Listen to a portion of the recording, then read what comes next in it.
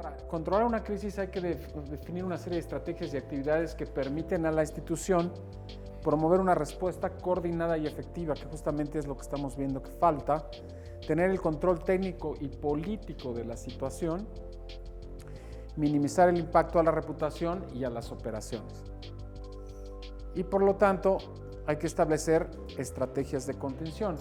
La primera son las técnicas, apagar el incendio, por ejemplo, en el caso de un incendio petrolero, retirar el producto cuando se trata de un producto, las humanas, atender a los afectados, negociar con las autoridades de comunicación, información a las audiencias, vigilar el ánimo de las audiencias, en particular los medios de comunicación, y negociación, las estrategias políticas, negociaciones con simpatizantes y adversarios, ¿no? Que es lo que estábamos viendo.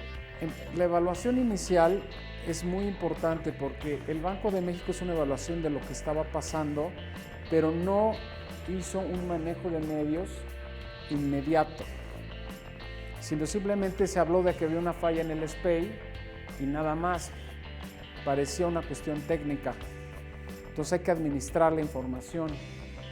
Eso fue parte de la estrategia, es decir, una vez que evaluamos cuál es el problema, ¿cómo vamos a actuar paso por paso? Entonces hay que elegir al vocero a partir de su confiabilidad y de su reputación pública y de que no haya tenido un desgaste y una erosión frente a los medios de comunicación, ¿no?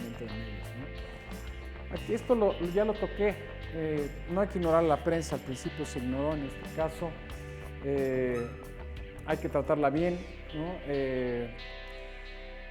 Dar a conocer los hechos rápidamente, no tratar con los reporteros, no son hostiles, ¿no?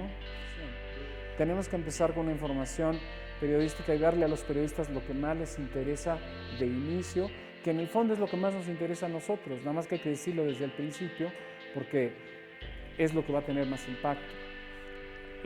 Con la lectura, con la extensión del texto, se va perdiendo interés y toda la lógica periodística es una lógica de lo importante va primero.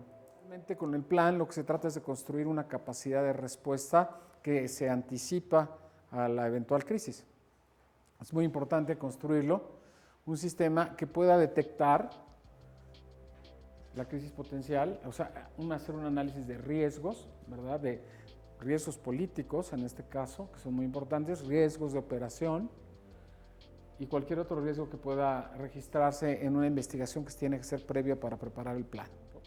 El caso del movimiento Me Too, que seguramente lo conocen ustedes muy bien, a raíz de cómo surge esto. En Estados Unidos ya hay un movimiento pro derechos de la mujer y en muchas partes del mundo. Sin embargo, hay una explosión del tema del abuso sexual con la grabación que aparece durante la campaña republicana de Donald Trump, ¿no? Donde hay una grabación donde aparece hablando de una manera muy machista y grosera incluso sobre las mujeres.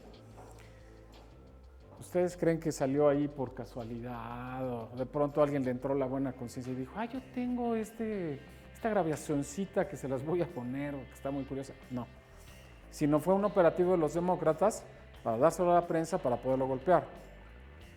Yo creo que nadie se imaginó que ese punto de partida, que fue una crisis para él y para la campaña, y después siguió siendo crisis durante la presidencia por un buen rato y de vez en cuando le siguen pegando con ese tema, pero pocos iban a imaginar que iba a pasar por Harvey Weinstein, que iba a pasar por Kevin Spacey y que iba a pasar por un director de cine mexicano, ¿no? Es decir, todo esto es justamente cómo se dispara, cómo la política dispara crisis en las personas, más allá de lo que puede ser una crisis que se contiene dentro del aparato, ¿no? Entonces es importante hacer esto.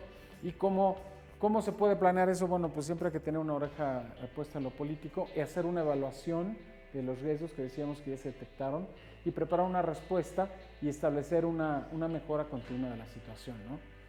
Menos del 20% de las organizaciones tienen un plan de crisis y de ese 20% luego fallan en su implementación. La estrategia de comunicación que le funciona muy bien al presidente es estar todos los días hablando y teniendo el foco de la prensa, porque lo que se equivocaron ayer, al día siguiente lo corrige, porque la estrategia de comunicación a veces puede ser tan importante que los errores que se cometan en la parte operativa pueden irse corrigiendo con una buena estrategia.